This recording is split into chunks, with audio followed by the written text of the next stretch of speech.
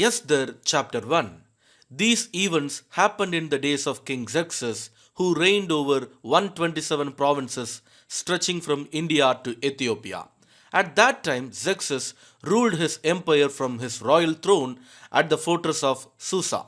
In the third year of his reign, he gave a banquet for all his nobles and officials. He invited all the military officers of Persia and Media, as well as the princes and nobles of the provinces.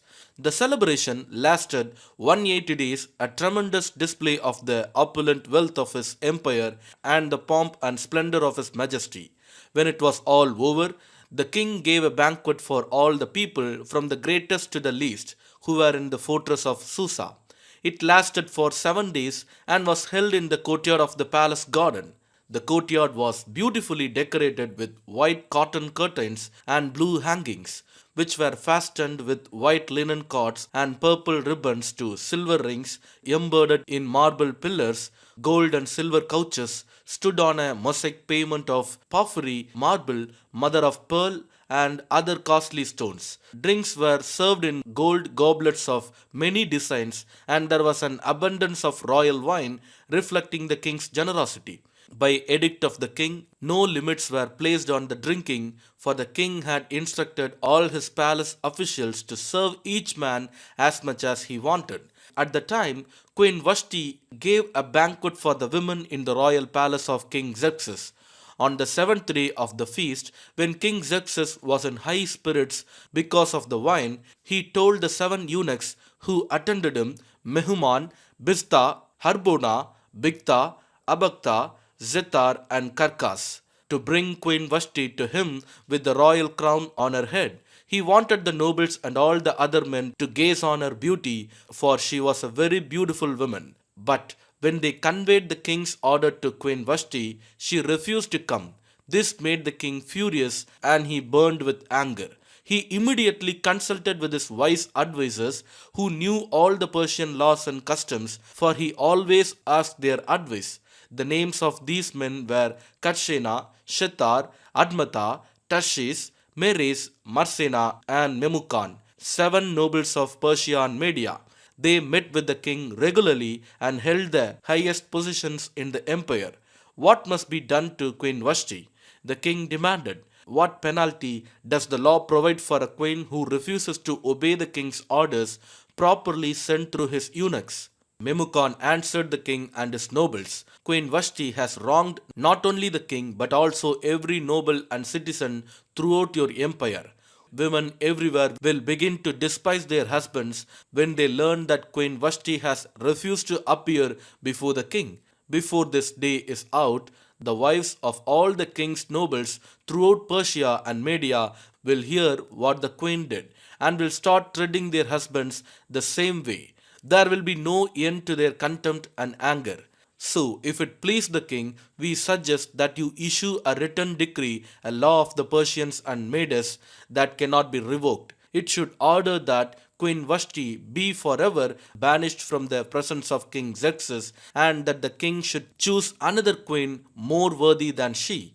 When this decree is published throughout the king's vast empire, husbands everywhere, whatever their rank, will receive proper respect from their wives.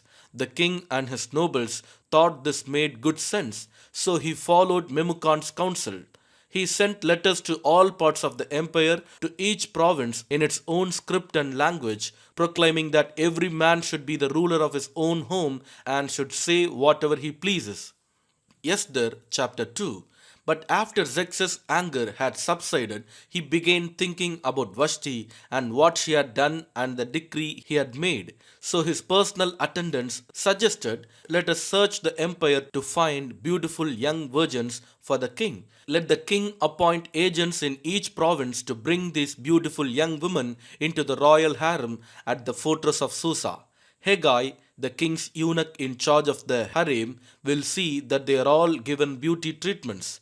After that, the young woman who most pleases the king will be made queen instead of Vashti. This advice was very appealing to the king, so he put the plan into effect. At that time, there was a Jewish man in the fortress of Susa whose name was Mordecai, son of Jair. He was from the tribe of Benjamin and was a descendant of Kish and Shimei. His family had been among those who, with King Jehoiakim of Judah, had been exiled from Jerusalem to Babylon by King Nebuchadnezzar. This man had a very beautiful and lovely young cousin, Hadassah, who was also called Esther. When her father and mother died, Mordecai adopted her into his family and raised her as his own daughter. As a result of the king's decree, Esther, along with many other young women, was brought to the king's harem at the fortress of Susa and placed in Haggai's care. Haggai was very impressed with Esther and treated her kindly. He quickly ordered a special menu for her and provided her with beauty treatments. He also assigned her 7 maids specially chosen from the king's palace, and he moved her and her maids into their best place in the harem. Esther had not told anyone of her nationality and family background because Mordecai had directed her not to do so. Every day, Mordecai would take a walk near the courtyard of the harem to find out about Esther and what was happening to her.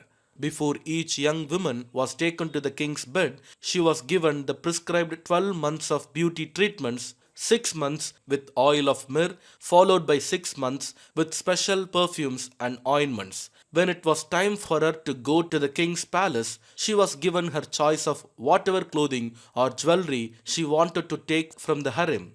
That evening, she was taken to the king's private rooms, and the next morning, she was brought to the second harem where the king's wives lived. There she would be under the care of Shashgaz, the king's eunuch in charge of the concubines. She would never go to the king again unless he had especially enjoyed her and requested her by name. Esther was the daughter of Abihail, who was Mordecai's uncle. Mordecai had adopted his younger cousin Esther. When it was Esther's turn to go to the king, she accepted the advice of Haggai, the eunuch in charge of the harem. She asked for nothing except what he suggested, and she was admired by everyone who saw her. Esther was taken to King Xerxes at the royal palace in early winter of the 7th year of his reign, and the king loved Esther more than any of the other young women. He was so delighted with her that he set the royal crown on her head and declared her queen instead of Vashti. To celebrate the occasion, he gave a great banquet in Esther's honor for all his nobles and officials, declaring a public holiday for the provinces and giving generous gifts to everyone. Even after all the young women had been transferred to the second harem and Mordecai had become a palace official, Esther continued to keep her family background and nationality a secret. She was still following Mordecai's directions just as she did when she lived in his home. One day, as Mordecai was on duty at the king's gate, 2 of the king's eunuchs, Bigthana and Teresh, who were guards at the door of the king's private quarters, became angry at King Xerxes and plotted to assassinate him. But Mordecai heard about the plot and gave the information to Queen Esther. She then told the king about it and gave Mordecai credit for the report. When an investigation was made and Mordecai's story was found to be true, the 2 men were impaled on a sharpened pole. This was all recorded in the book of the history of King Xerxes' reign. Esther chapter 3. Sometime later, King Xerxes promoted Haman, son of Hammedatha, the Agagite, over all the other nobles, making him the most powerful official in the empire. All the king's officials would bow down before Haman to show him respect whenever he passed by, for so the king had commanded.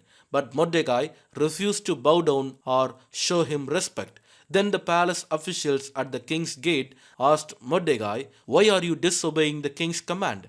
They spoke to him day after day, but still he refused to comply with the order. So they spoke to Haman about this to see if he would tolerate Mordecai's conduct, since Mordecai had told them he was a Jew.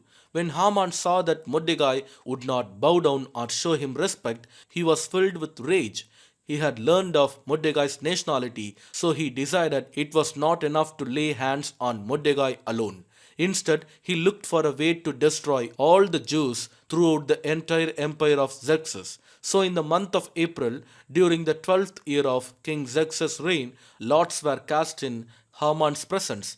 The lots were called Purim, to determine the best day and month to take action. and the day selected was March 7, nearly a year later. Then Haman approached King Xerxes and said, "There is a certain race of people scattered through all the provinces of your empire who keep themselves separate from everyone else. Their laws are different from those of any other people, and they refuse to obey the laws of the king. So it is not in the king's interest to let them live. If it please the king, issue a decree that they be destroyed, and I will give 10,000 large sacks of silver to the government administrators to be deposited in the royal treasury." The king agreed, confirming his decision by removing his signet ring from his finger and giving it to Haman, son of Hammedatha the Agagite, the enemy of the Jews. The king said, "The money and the people are both yours to do with as you see fit."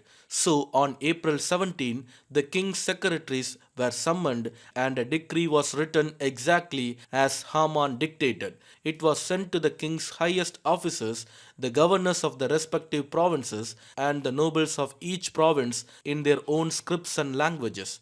The decree was written in the name of King Xerxes and sealed with the king's signet ring. Dispatches were sent by swift messengers into all the provinces of the empire, giving the order that all the Jews, young and old, including women and children, must be killed, slaughtered, and annihilated on a single day. This was scheduled to happen on March 7 of the next year. The property of the Jews would be given to those who killed them. A copy of this decree was to be issued as law in every province and proclaimed to all peoples so that they would be ready to do their duty on the appointed day. At the king's command, the decree went out by swift messengers, and it was also proclaimed in the fortress of Susa. Then the king and Haman sat down to drink, but the city of Susa fell into confusion. Psalms chapter 119, 81 to 96. I am worn out waiting for your rescue, but I have put my hope in your word. My eyes are straining to see your promises come true. When will you comfort me? I am shriveled like a wineskin in the smoke, but I have not forgotten to obey your decrees. How long must I wait? When will you punish those who persecute me? These arrogant people who hate your instructions have dug deep pits to trap me. All your commands are trustworthy. Protect me from those who hunt me down without cause. They almost finished me off, but I refuse to abandon your commandments. In your unfailing love, spare my life. Then I can continue to obey your laws. Your eternal word, O Lord, stands firm in heaven. Your faithfulness extends to every generation, as enduring as the earth you created. Your regulations remain true to this day, for everything serves your plans. If your instructions hadn't sustained me with joy, I would have died in my misery. I will never forget your commandments, for by them you give me life. I am yours. Rescue me, for I have worked hard at obeying your commandments. Though the wicked hide along the way to kill me, I will quietly keep my command on your laws. Even perfection has its limits, but your commandments have no limit. Amen.